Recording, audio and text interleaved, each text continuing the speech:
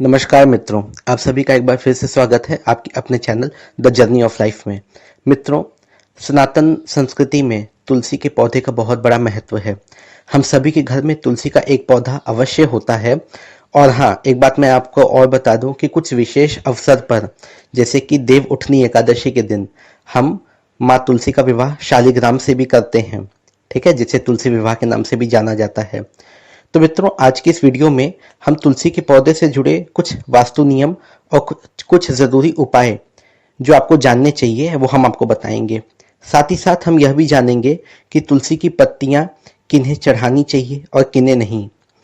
तो मित्रों, सारी बातें करेंगे, लेकिन हाँ, आपसे एक निवेदन है कि अगर आप मेरे चैनल पर पहली बार आए हैं तो सब्सक्राइब तो करना ही है। वीडियो को पूरा देखिए, लाइक कीजिए और दोस्तों के साथ भी शेयर कीजिए।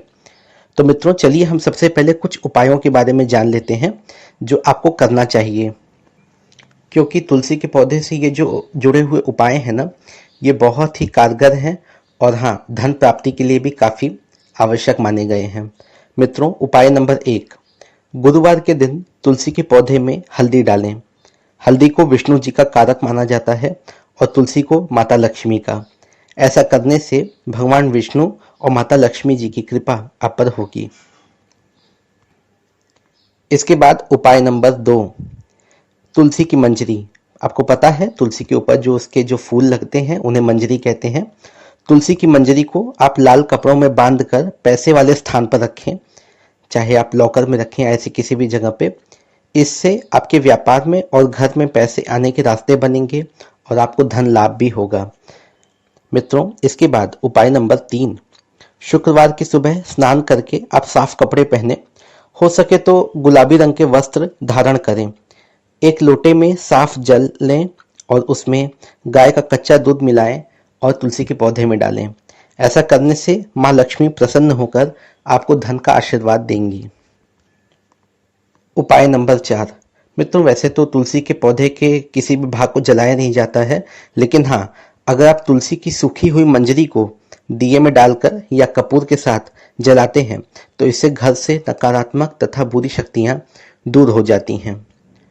तो ये थे कुछ लाभकारी उपाय जिन्हें अपनाकर आप धन संबंधी समस्याएं दूर कर सकते हैं। अब हम बात करते हैं कि हमें क्या नहीं करना चाहिए और किस प्रकार की सावधानियां रखनी चाहिए। मित्रों, रविवार और मंगलवार को तुलसी के पौधे में जल नहीं देना चाहिए। ऐसा करने से भगवान शिव नाराज हो जाते हैं। तो अगर आप जल देते हैं तो रविवार और मंगलवार के दिन जल बिल्कुल ना दें। इसके साथ ही साथ कुछ विशेष दिनों में तुलसी के पत्ते नहीं तोड़ने चाहिए। वो विशेष दिन कौन कौन से हैं? जैसे एकादशी, रविवार, द्वादशी, चतुर्दशी और अमावस्या के दिन आप तुलसी की पत्तियां बिल्कुल ना तोड़ें। इसके एक दिन पहले ही तोड़ के रख लें अगर आपको अगले दिन किसी पूजा में इसे इस्तेमाल करना है तो। मित्रों, इसके साथ ही साथ मैं आपको एक बात और बता दूं कि तुलसी के पौधे के पास गंदगी नहीं होनी चाहिए और विशेष रूप से जूते चप्पल तो आप बिल्कुल ना रखें। ऐसा करने से माता लक्ष्मी आपसे नाराज हो सकती हैं और भयानक परिणाम आपको दे सकती हैं। मित्रों, अब हम बताते हैं कि तुलसी की पत्ती हमें किन्हें नहीं चढ़ानी चाहिए। वैसे तो कृष्ण भगवान और भगवान विष्णु को तुलसी अत्यधिक प्रिय है, लेकिन कुछ ऐसे भी देवी देवता हैं जिन्हें भूल कर भी तुलसी नहीं चढ़ानी चाहिए। जैसे भगवान शिव। भगवान शिव को तुलसी बिल्कुल नहीं चढ़ाना चाहिए, इससे वो नाराज हो जाते हैं।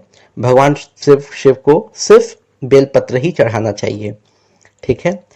साथ ही साथ मित्रों, अगर आप माता लक्ष्मी की पूजा कर रहे हैं तो आप उन्हें भी तुलसी के पत्ते नहीं चढ़ाएं। अगर आप ऐसा करते हैं तो अब से ऐसा करना आप बंद कर दीजिए। और मित्रों, भगवान गणेश, हमारे जो गणपति भगवान हैं, हमारे जो गणपति महाराज को भी तुलसी के बजाय आप दूर्वा या दूब घास ही चढ़ाएं तो ज़्यादा अच्छा होगा।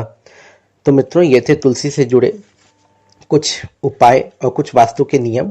और मैं आपको एक चीज अपनी तरफ से भी बताना चाहता हूं कि तुलसी का पौधा अगर आप एक लगाते हैं तो ठीक है, लेकिन अगर आप एक से ज्यादा लगाते हैं तो आपको ऑड नंबर्स में लगाना पड़ेगा। यानी कि अगर आप और ज्यादा पौधे लगाना चाहते हैं तो कम से कम एक गमले में 1 या 3 पौधा लगाएं। ठीक है, नहीं तो 5, नहीं तो 7। ठीक है मित्रों, कभी भी 2, 4, 6, 8 इस तरह से इस गिनती के पौधे तुलसी के नहीं लगाने चाहिए घर में। उम्मीद है आपको वीडियो पसंद आई होगी।